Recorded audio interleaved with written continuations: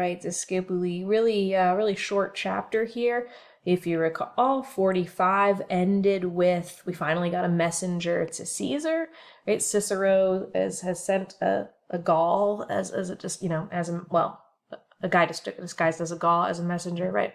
And so it looks like at the very beginning, just glancing at it, that Caesar gets the message, right? And so we always want to read the whole sentence. Caesar, looks like we got an ablative absolute, acceptis literis, looks like we got an ablative of time, ora circiter undecima diei, statim nuntium in bello vacos, prepositional phrase, ad marcum crossum quaestorem, prepositional, mittit, right? Real simple sentence. Caesar, oh, sorry, we didn't finish the sentence. Cuius hiberna, right? So relative clause to here, and then that's a solid punctuation.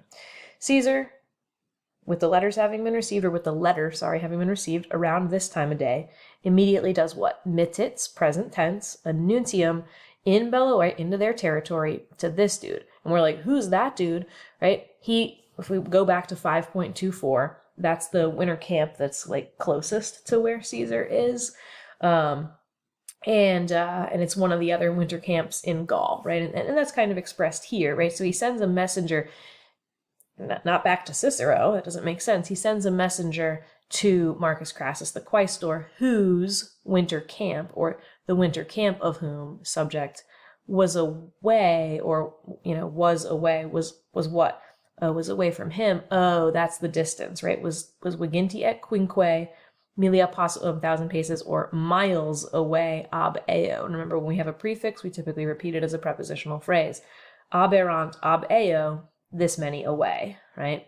And then we get Eubet, he orders, media nocte legionem, that looks like an object, that looks like an infinitive, and another infinitive. That makes sense. Real short sentence. He orders the legion, that's I guess the one that's with Marcus Crassus, right? Or not I guess, for sure.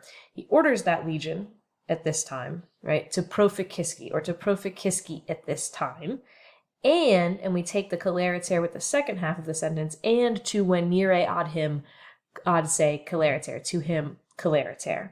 So he's like, all right, Crassus, you got to come join me so that, we can go help out Cicero, basically. And the next sentence also starts with a verb. So even though at the beginning, Caesar, blah, blah, blah, blah, blah, verb, now we're starting entire sentences with short sentences with verbs. Eubet, media note legionem proficisci, exit cum nuncio, but it's not Caesar that orders, right? We've changed the subject here to Crassus. Crassus leaves with the messenger that had just told him the message and is now, coming back to Caesar. Alterum, object, ad Gaium Fabium legatum mittit, verb, ut, and then a subjunctive verb, qua, maybe a relative clause. We got an indicative verb there.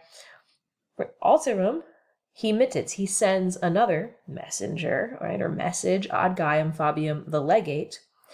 And probably this is an indirect command or a purpose clause, right? He sends another messenger, to tell him to adducat, right? That's our verb. His legionem into the boundaries of the genitive plural Atrebates. That's what that tribe is called. That's genitive plural, so their name is plural.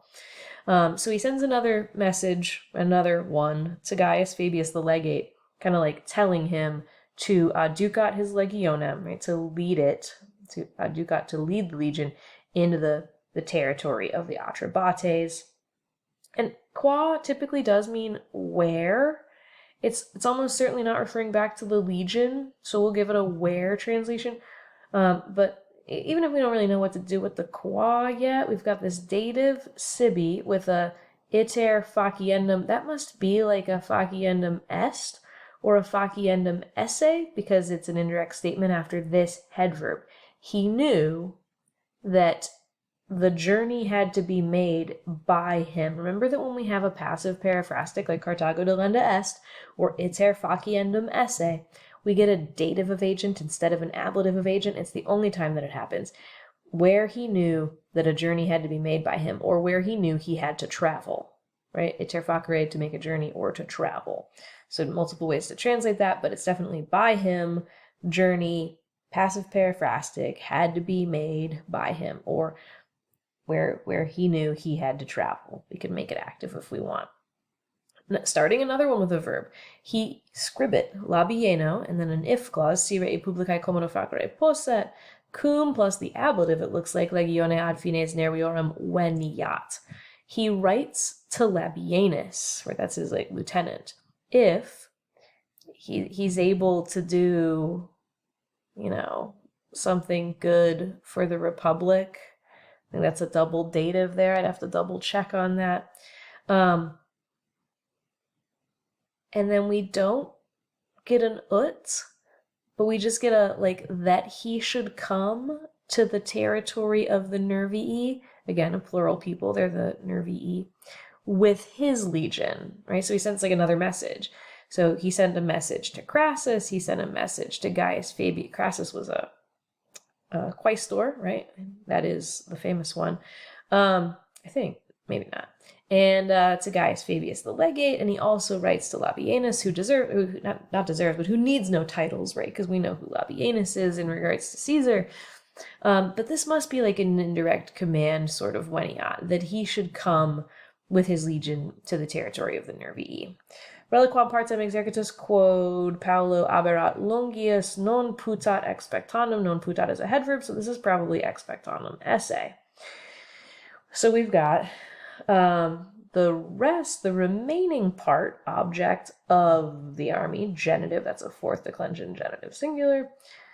Because it was away longer, it was a little bit farther away. Paulo is our ablative of degree of difference, just like in the last paragraph we had like that quanto gravior with a tanto, what was it? Crebrior, maybe? I don't remember. We'd have to flip back, but it was like by however much more serious, by as much it was more frequent messages were being sent or something like that.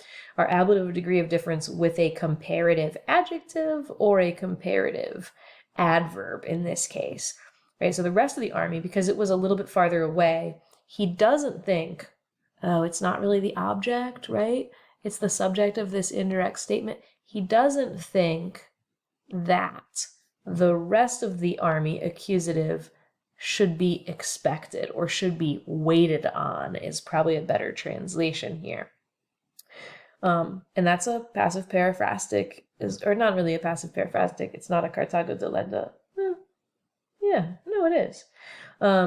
He doesn't think that it must be done. It's just inside of an indirect statement. Was thinking where he knew a journey had to be made. He doesn't think that the rest needed to be or had to be expected or should be waited on. Equites circiter so equites I thought was the subject, but when I get to quadringentos, I know that they are the object. Ex proximis hibernis colligit, right? He gathers or he collects around quadringentos, that's a number, equites from the nearest winter camp, right? Or winter quarters, plural. And that's it. He's getting ready to go help Cicero, gonna go bail him out. Yay, Caesar to the rescue.